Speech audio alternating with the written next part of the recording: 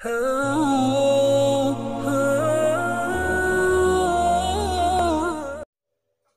अजीज साथियों, आज आपको हम ऐसे 4 आमाल बताते हैं, ऐसे 4 काम आपके गोशगुजार करते हैं जिनका अजर व सवाब अल्लाह तबारक व तआला ने बेहद्दो हिसाब रखा है। फरिश्तों को भी अल्लाह ताला ने नहीं बताया कि इसका अजर कितना लिखना है। हर नेकी उसका अजर व सवाब अल्लाह ने बताया कि ये नेकी करें तो 10 लिख दो, अगर इससे ज़्यादा है तो इसका जो है जो सवाब आप 50 लिख दो, 100 लिख दो या 700 गुना तक लिख दो। लेकिन अजीज़ दोस्तों, अजीज साथियों, 4 काम ऐसे हैं कुरान और नबी सल्लल्लाहु अलैहि वसल्लम के फरमान के अंदर जिनका जो सवाब अनलिमिटेड रखा गया है, उसे जो है किसी हिसार में, किसी हदूद व क़ुयूद में नहीं रखा गया। अल्लाह ने उसके बारे में ये फरमाया कि बिग़ैर हिसाब। देखिए, आप कारोबार करते हैं और आप मुनाफा उससे पूछते हैं जी कि इससे मुझे कितना मुनाफा मिलेगा, 2 गुना, 3 गुना, 5 गुना, 10 गुना, 20 गुना, 100 गुना, कितने फीसद मुझे इससे फ़ायदा मिलने वाला है। लेकिन अगर कोई तिजारत ऐसी हो जो बेहद्दो हिसाब हो और उसकी जो है कोई हदूद ना हो, अनलिमिटेड उसके फ़वायद हों, तो फिर यकीनी तौर पे वो तिजारत इंसान को कर लेनी चाहिए। क्योंकि अक्लमंद इंसान वही है जो नफ़ा बख्श तिजारत करे। जो घाटे का सौदा करता है उसे अक्लमंद नहीं कहा जा सकता। तो वो 4 काम कौन से हैं?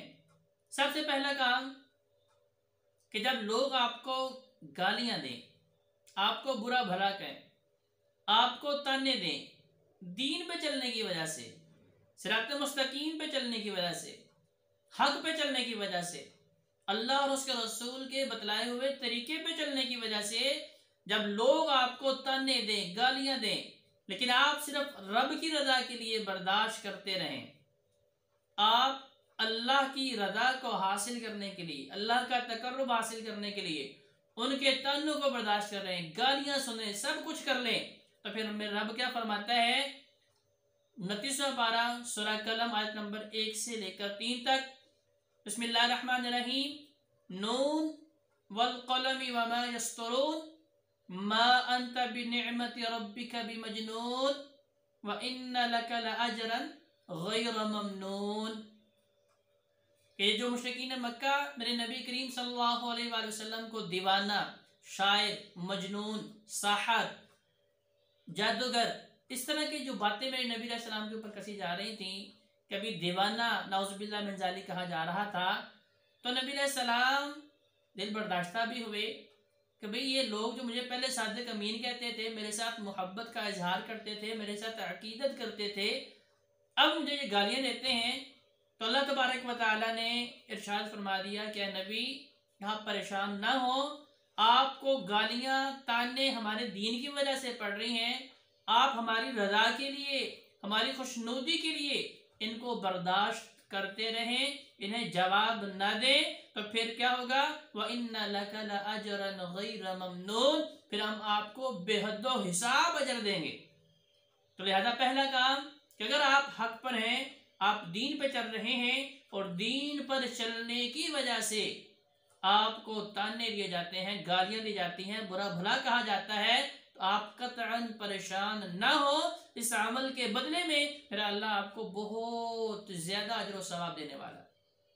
दूसरा काम कि अगर आप सच्चे हैं और हक पर हैं, इसके बावजूद आप दरगुजर कर दें, माफ कर दें और साथ उस अगले बंदे की इस्लाह भी कर दें कि वो आपसे झगड़ा कर रहा है झूठी बात पे, आप सच्चे हैं, वो बातिल पे है, आप हक पे हैं, वो आपसे झगड़ा कर रहा है, लेकिन आप सिर्फ रब की रजा के लिए बर्दाश्त कर लेते हैं और उसे माफ कर देते हैं और साथ साथ उसकी इस्लाह भी कर देते हैं कि मेरे भाई, मुझे पता है कि तुम झूठ बोल रहे हो, धोखा दे रहे हो, गलत बयानी का सहारा ले रहे हो, लेकिन मैं अल्लाह की रजा के लिए आपको माफ करता हूं।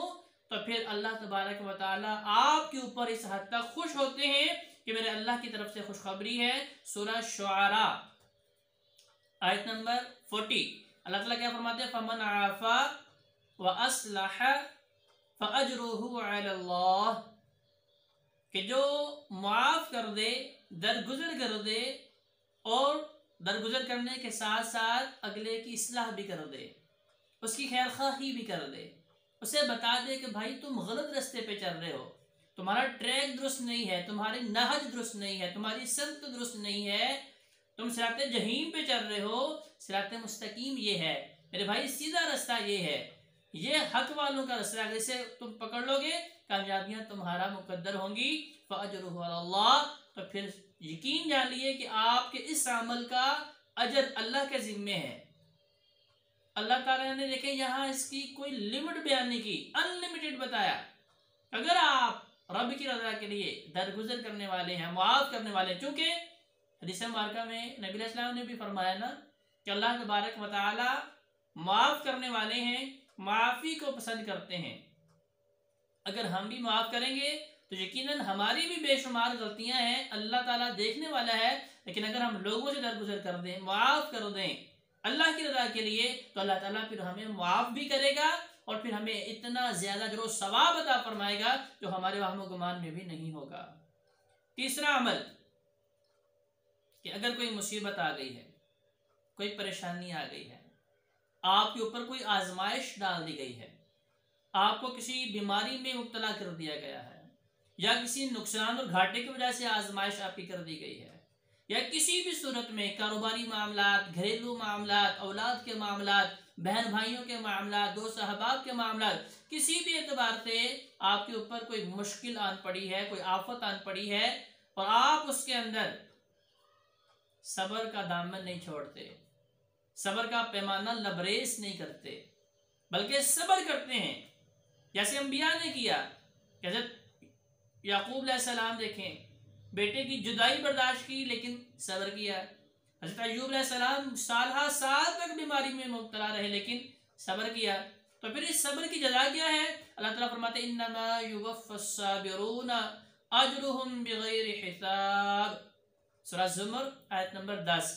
कि जो साबिरीन हैं, सब्र करने वाले हैं, मेरा अल्लाह फरमाता है मैं उनको भी बगैर हिसाब के अजर सवाब दूंगा, इतना अजर सवाब कि फरिश्तों के कलम में सकत ही नहीं है उसे लिख सकें। चौथा अमल फरमाया रोज़ा, अस्सौमु ली व अना अज्ज़ी बिही। देखें, नमाज, ज़कात, हज, जिहाद, दुआ, मुनाजात, सदका और खैरात, हर अमल का अल्लाह रब्बुल इज़्ज़त ने फरिश्तों को बता रखा है कि 1 से लेके 10 तक, 10 से लेके 700 गुना तक इसका जो सवाब लिख दो। लेकिन जब रोजे की बारी आई तो अल्लाह तबारक व तआला ने फरमाया अस्सौमु ली व अना अज्ज़ी बिही। रोजा चूंकि मेरी रजा के लिए रखा गया है और यह पर्दे का मामला है, खालिक और मखलूक के दरमियान में एक पर्दा है, एक अमल है।